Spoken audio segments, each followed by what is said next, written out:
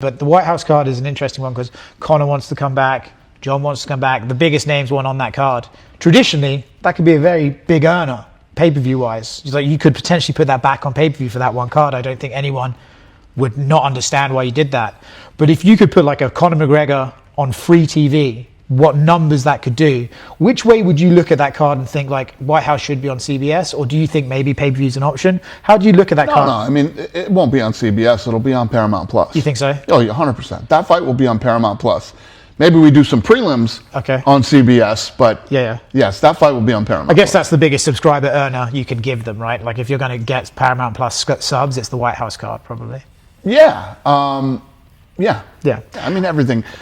We're on Paramount Plus. Yeah. There will be fights on CBS, but Paramount, we're on Paramount Plus. I saw the president did say you're going to have 8 or 9 title fights. I don't know if you're going to give that many, but do you expect that card to feature multiple titles? I don't know yet. Okay. I honestly don't know yet. What I've told the president is we will deliver a ridiculous card to the White House. You know. Does it feel a bit like, I know you said the preparation is very different, but it does make me think of the Sphere, where all anyone wants to talk about is the Sphere. Like you've got like 5 cards in between now and then, but all you're hearing is the White House. So this last event that we just did at T-Mobile, Secret Service was there, and a lot of the big executives from the White House were there, and they met with Craig Borsari, our head of production, and you know we were going over all the logistics and this is definitely a Sphere type event, but they were saying, and the president tells me every time he talks to me, they've never had more requests for anything that they've ever done than this fight. And the same for us. I mean, everybody is asking how they can get in and how they can get. We're still figuring out how we're even gonna. First of all, the South Lawn slopes like this. Okay. So we have to build up the dirt, and I mean, when you talk about it's like the Sphere, yet different. Yeah, I like the idea of MMA media meeting the White House media, and both of us thinking the other ones are freaks.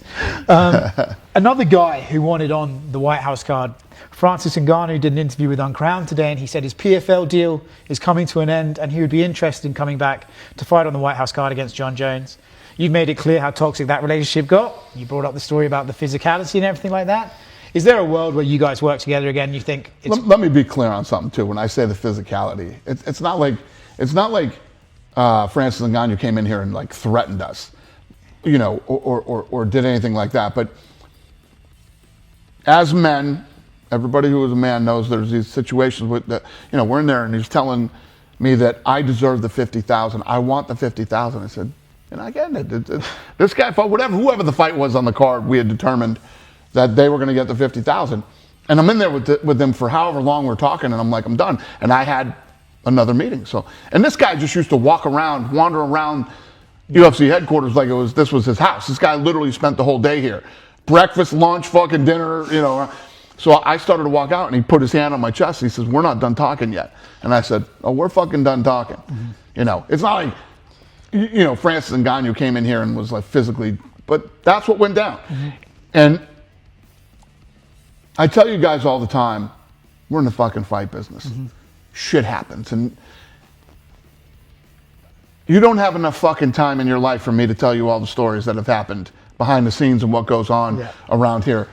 And this is why I don't like telling them, you know? Yeah. And I truly believe that a lot of shit is man shit. It's man to man. We had this shit with Francis, and, you know, he was... when I did Schultz's podcast, you know, he was pushing me on some stuff, so I gave him that one. Mm-hmm. And, you know, my whole thing with Francis is I have this philosophy where when somebody shows you who they really are, believe them. Mm-hmm. And there was nobody more into Francis than me, okay? When I met this guy, I was like, holy shit, you are what a heavyweight fucking champion looks like, all this shit. And I was all in on Francis. I mean, early on, I had Francis sitting behind me in the fucking Zuffa section, in my seats. And then we were in Boston, and he showed me who he was. Yeah. So I told the fucking boys, you know, he lost a couple, and I said, I don't want to be in business with this guy. And 2 of my guys in the matchmaking department said, oh, you don't understand that. I said, okay, is this what you want to do?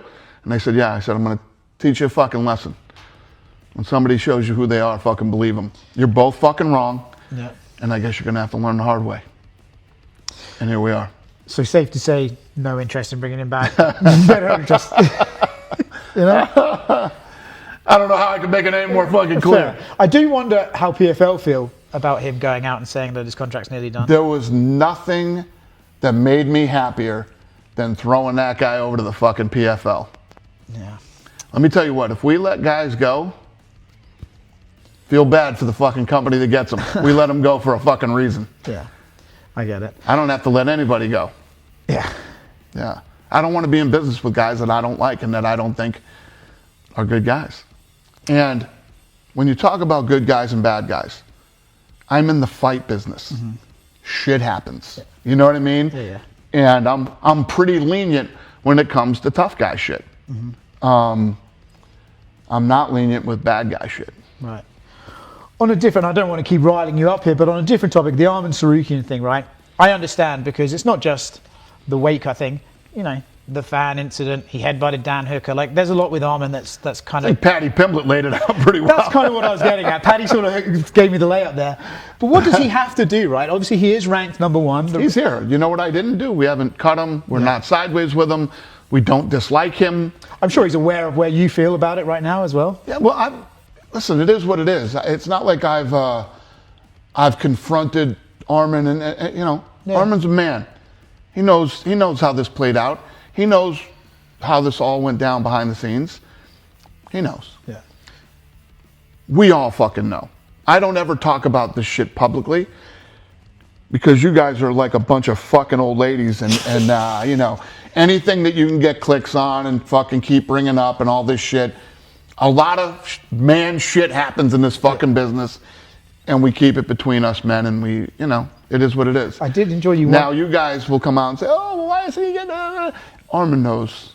Arman knows. I did enjoy one time you said that in MMA these stories leak out no matter what you do, but in boxing it's like you can say anything and fucking nothing. So true. Yeah. Why do you think that is? Is it just like MMA started later, so it's got more of a gossip? No, I think I think that because of the early days of UFC, we got no coverage, we got no whatever. This thing has always lived on the internet, social media kind of thing. It's just, that's our world. Yeah. Boxing wasn't like that.